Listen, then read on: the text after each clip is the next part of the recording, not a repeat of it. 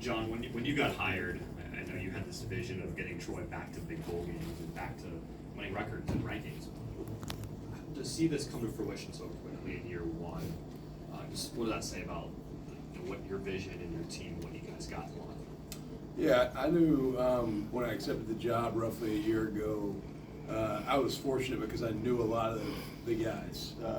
KJ and Carlton were two of the last guys I recruited before I left as an assistant coach. And so getting those guys to return, getting Austin Stidham to return, getting DK Billingsley back, getting a lot of veteran guys that I had helped recruit as an assistant that I knew that they would understand the vision of what we were trying to project and that they would help reinforce the buy-in. And so I knew that those guys would maybe help us get this turnaround done faster. This is a very proud and storied program. I'm grateful for that. I love that. I wouldn't want to coach somewhere that was not passionate and successful in football. Football really matters at Troy. And I think the young men of our team have a great appreciation for the support that they've been given. Our leadership at our university, Dr. Jack Hawkins, Brett Jones, those folks, our board of trustees, they've done a tremendous job of supporting us at every turn and making sure that we have the resources. But to do it this fast, it's a testament to the buy-in of our guys, because we came and we asked them to do some things that were maybe new and uncomfortable and at times painful for them because it was very different than what they had experienced previously. Take us to the decision on the fake punt.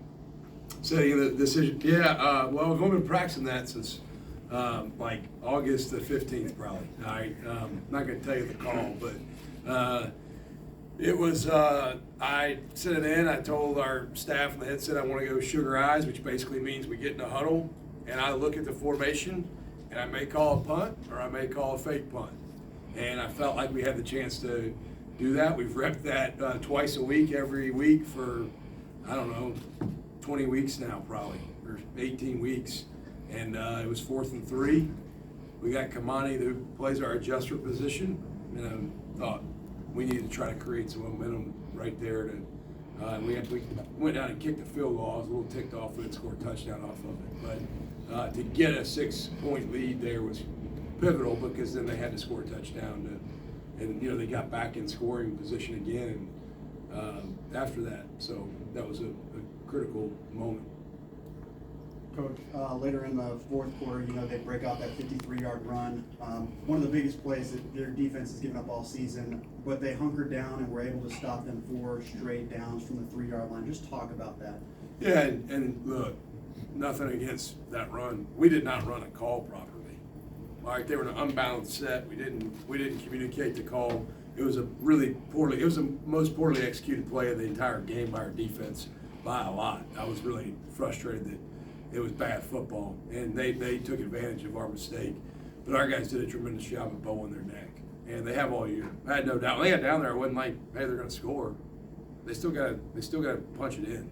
And with the type of kids we got on defense and the mindset on that side of the ball in our program, we're not going to give you anything. I don't know if you remember, but 2 weeks ago, last regular season game against Arkansas State, we throw a pick the first drive, and Arkansas State gets the ball on the 3-yard line to start the game, and they had to kick it a field goal. So our defense has been in some bad spots and responded really well all year. Coach, we were talking a bit Tuesday. We've been talking about the App State loss being that big moment and going all the way through to battling Coastal in the championship. Icing on the cake, as KJ says tonight, right? With all that in mind, first of all, how big was it to go through Coastal and get that win to kind of reassert the storied program that you talk about in the Sun Belt? And then do you feel like you have what it takes to keep pushing the program to stay at the top of the Sun Belt? Yeah, the App State game was a pivotal spot in the season for us, and I thought it did draw us closer together. Being able to beat Coastal was big. I mean, Coastal coming into our game the last 3 years was 31-4 or 31-5 maybe, and 20-4 in conference. I mean, they had a crazy 3-year run in their record. And so I told our guys all week, if you want to be the best, you got to beat the best, and they've been one of the best for 3 years in this league. And so that was really who you thought you had to go through at the end, and kind of was glad that we went through a really good team. And then in regards to next year, I'm going to enjoy tonight for a minute. I've already been busting my tail recruiting the last couple of weeks trying to make sure we can reload, because we lose some really good players on defense, and I think I'm a decent coach, but I'm a really good coach if we got good players. And we've got some work to do to fill some holes. We have some significant holes that if we don't get them addressed real fast, the record won't be what we want it to be next year. And at all three levels of our defense, we got to get some guys that can come in and make an immediate impact, and then we better offensively become more explosive and more consistent to sustain. I think we knew we were going to be further ahead on defense this year than we're on offense.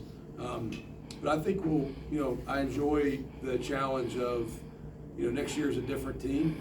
It's not the same team. When they come back January the 10th, I just reminded all the guys that are coming back next year. I said January 10th, we got a team meeting that afternoon, Tuesday afternoon. And when they come back, they're going to get reminded that I don't want to hear anything about a conference championship in 2022 or this bowl game, because it's got nothing to do with them. It'll be history to me. So, Coach, UTSA averages 38 points a game, and you were able to shut them out in the second half as well as being +2 in the turnover margin. What did you see leading up to this game, or what was your game plan in order to make that happen? well, turnovers, I think, had a critical part of it. They still moved the ball pretty well against us. I mean, they had 345 yards. We hadn't given that up a lot of games this year. So they I thought were still really effective offensively. I mean, I don't know that you just stop that offense, man. That quarterback's a really good player. Frank Harris, he's as good as we've played. They got good receivers. They're big. I mean, they came out in pregame. I knew they were pretty big, but they came out in pregame today. I'm like, golly, these guys look like giants. They're just big and talented. I think the turnovers were timely, and we were fortunate to get them. We don't get those turnovers in a couple of those red zone stops. We lose the game. Two more questions. Coach, what was it? What was the message at halftime, being down 12-7? I know you guys have come back in the second half before. So what was the message, and what is it like to see this team come back in the second half and play these games? Yeah, I remind them we've been in that situation several times. We were down 10-0 at Louisiana Lafayette. We got down 17-0 in the third quarter, and then won 23-17. At halftime, we were down 9-0 at Army, which is like being down 4 scores the way the Army plays football. We won 10-9. We were down to Arkansas State to finish the regular season and came back to win. So I kind of kid around with our guys. I say, hey, look, we've been here before. And then it kind of lighten the mood because I don't want them to feel pressure. I say, hey, we've got them right where we want them. Like, this game has gone exactly how we need it to go to win the game. And I don't know if I always believe that, but I tell them that so they have confidence. Because I don't want our guys to back down. You can't control what's happened before, but I just try to make sure they understand that you got no control over what's happened previously. Play the rest of the game. It's a 4-quarter game for a reason. Play the whole game. Coach, you finished the season 13-2, obviously your best record in the FBS era. Talk about that, and also you mentioned a couple weeks ago just finishing the regular season ranked, which is something you'll do as well after this win. Yeah, I mean 12-2, 11 straight wins, conference champs, should be ranked. At the end of the year we were ranked coming into this game. First time we'll ever be ranked at the end of the season in Troy football history, FBS Division I. That's to do something at a storied program like Troy that's never been done is hard, all right? Because there's a lot of things. I mean, Troy, 1968 won an NAI national title. In the 80s, won 2 Division II national titles. In the 90s, won the playoffs all the time on the FCS. 2001, the transition year to FBS, go to Mississippi State, beat Mississippi State, and have beaten Missouri and Oklahoma State. When I was there as assistant, we beat LSU, and we won a lot of games in that stretch. But this team has done some things that have never been done in this football program's history, which is really, really impressive. I think we'll reflect back on it here the next few days and really appreciate it. But here in a couple weeks, it'll be gone to me because we better get ready for 23. Or we're not going to be where we want to be because what I look at is a lot of issues we got to get ready to make better.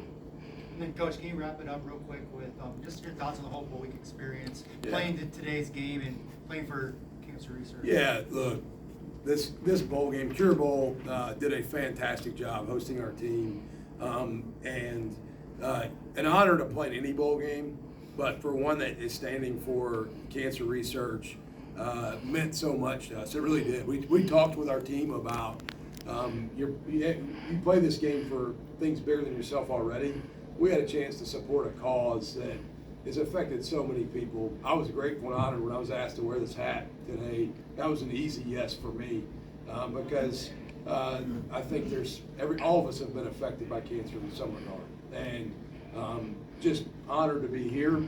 The bowl was first class. We had a tremendous experience, and could not be happier. The fact that we ended up in Orlando at the Cure Bowl, was grateful for the experience. I know our players had a tremendous trip, and hopefully anything we can do in the future to help with the Cure Bowl or the cancer charge that y'all are leading, we'll gladly do. Thanks, Coach. Thank y'all. Go Trojans.